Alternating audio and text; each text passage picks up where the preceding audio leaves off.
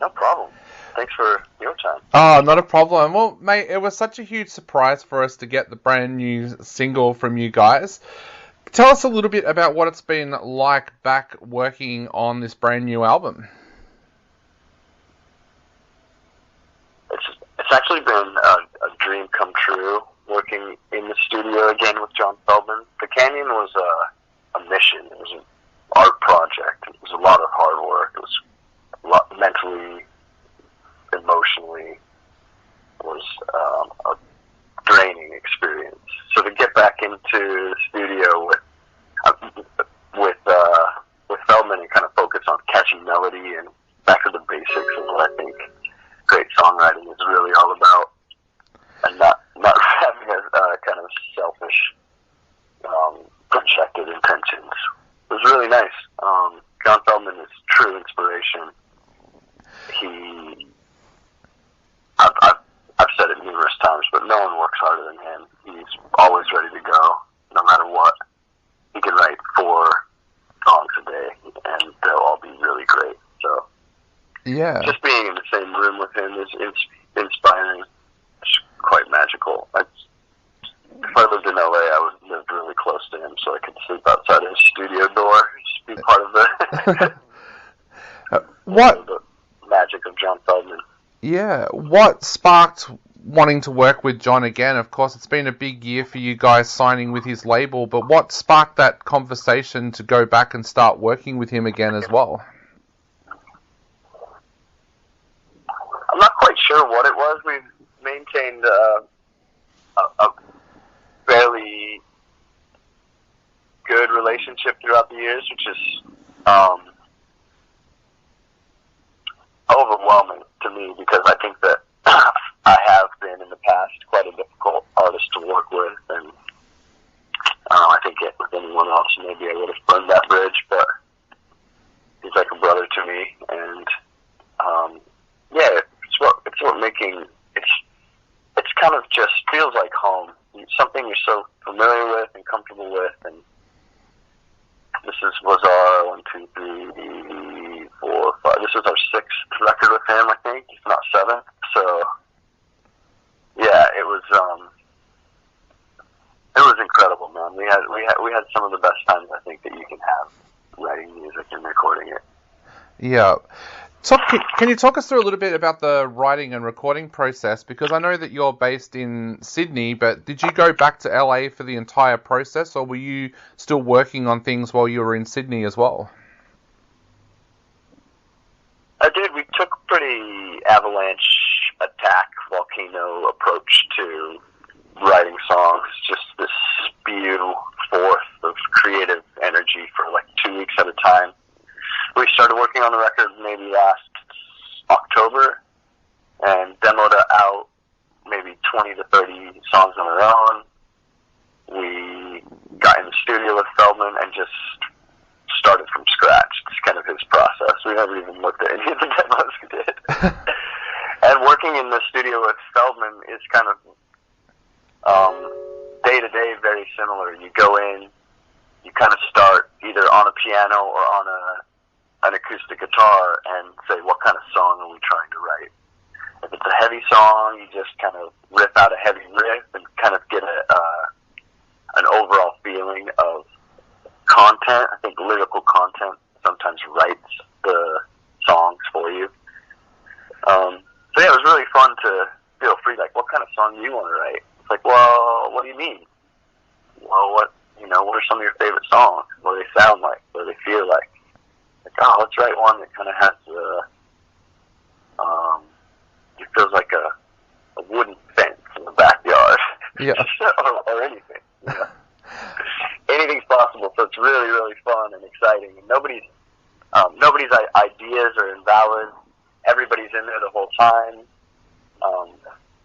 The whole band is throwing every single idea they have at the wall to see what sticks. And we've kind of recognized how cool that is. I'm not a drummer, so the more drum ideas I come up with, the more strange and interesting they might be.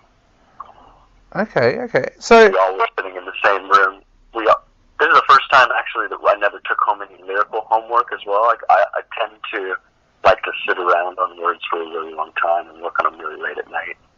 And this record, we just made sure all the words were written in the room. We never left anything unfinished before we went home. Maybe with the exception of like 3 or 4 verses from songs. But yeah, so everyone was kind of in there for the full process. It was really great. Yeah. Really bring a band close together. Yeah. I read the other day too, it was a pretty prolific writing session that you guys ended up with about 26 or 27 songs as well. Is that correct? We did. Probably a lot more than that. I think there were like 8 or 9 that we kind of were in the process of recording that we're just like, nah, this one's not good enough. Let's move on. So we have 26 or 7 that we like. Yeah. So we'll probably put 15 on this one and then call it Operation B-Sides. Yeah. How do you work out what's going on the album and what's going to be a B-side? Because isn't that kind of like saying one of your children is better than one of your other children? Yeah, a lot of ways one child is always better than the other one. And I think like the same with children, you just know right away. You're like, oh man, this one's kind of gnarly. This one's really fucked up. Yeah. No, I think that a strong song, it's really easy to tell in a basic skeleton version of a song. If it's a catchy melody, if it's cool rhythmic cadence, it flows well, everything kind of feels natural, then you're like, oh yeah, that, for some reason, we know right away that one's great. And sometimes you think it's great that you're working on it that day and you come back and you're like, whoa, that one's not as great as you thought. Yeah. So yeah, in context, they really kind of speak for themselves. Yeah. The kids better speak up too. So we execute.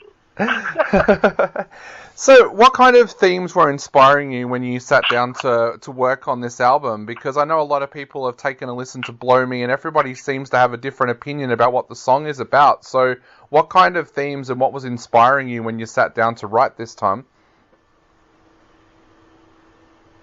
I think just like always, I'm lost in a world of literature. So the book I'm reading is always really a huge part of my life and existence at that moment. When I read a book, I kind of get full into the guts and come up with blood all over my face. I smell like that book for weeks. And I'm always caught up in the art that I'm ingesting in the moment, but also the world is unavoidable, and I think that the more desensitized we become to violence, I think that one of my favorite things happened this time around with Blow Me. When you start writing a song about one thing, and I think initially this song was kind of a box full of sharp objects style of metaphor about the insane power of written and spoken word. When my words trigger emotions that are unavoidable, and I lost a friend, and he died from a bullet to his head.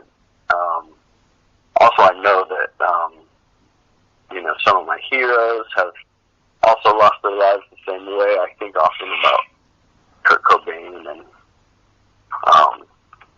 his death. It was a huge part of my childhood. And the mysteries that might be surrounding his death. I don't want to spark any conspiracy theorists. But yeah, this song, I love when a song, when you're almost finished with it and you realize the song is about 4 or 5 different really important things. Yep. It's always really fun. And watching Jason work on the lyrics and bouncing off ideas back and forth to one another and his approach, just so refreshing. And I'm so grateful for these incredible opportunities that I still feel like a little kid in the studio. I still feel so lucky, and I think that's part of the used experience is that it's insane that after all these years, the taste of ink is still so exciting and so real to me, and these moments in the studio are I'll never lose its feeling. And I guess if I did, I should go find something else to do. Yeah. But yeah, so much cool nostalgia and so many moments that we were just completely lost in the creative process that couldn't help but feel like a kid again. Definitely, definitely. Now, you just announced the US tour as well, and they seem to be in smaller rooms and more intimate shows. Tell us a little bit about how excited you are about doing that, and is that something that you could see yourself doing in Australia in the future as well? Yeah, we're going to try to do the same thing all over the place. I think it's a really exciting time for this type of music, and we don't want to make it. I think that when the Used first came out and bands like the Used and this genre first started to hit, it was really, really cool and special to a lot of people because it was still punk rock and a little bit underground. And I think it's tough when you see bands that are like us, that come from punk rock backgrounds, and they want to play in these gigantic amphitheater. We've played in all the places, but I think a band like us really makes sense in a small, packed club where everyone's sweaty, everyone's in everyone's face. It's like church. Those kind of experiences that close to human beings, with that kind of sway and the capacity for emotional destruction or uplifting moments, I think are the spiritual moments that humans exist for. I think that when we leave a rock show like that, it's like leaving church or an AA meeting or something cathartic and religious, like therapy. Definitely, definitely. Oh, mate, I know we are almost out of time, but is there anything you'd like to say to your fans out there as they head into the holidays and look forward to a brand new Used album next year? Yeah, I can't wait for you to hear it, and I've never really been one to listen to my own records on repeat. I can't stop listening to this stuff. It's so fun and interesting and cool, and it'll be so much fun stuff for the hardcore fans. It's so much amazing stuff for people to complain about on social media too, so be excited. Definitely. Well, mate, thank you so much for chatting to us today. Have some happy holidays, and hopefully we get to see you in 2020. Yeah, so you too. Have an amazing day. Appreciate your time. Not a problem, mate. Talk soon. Bye.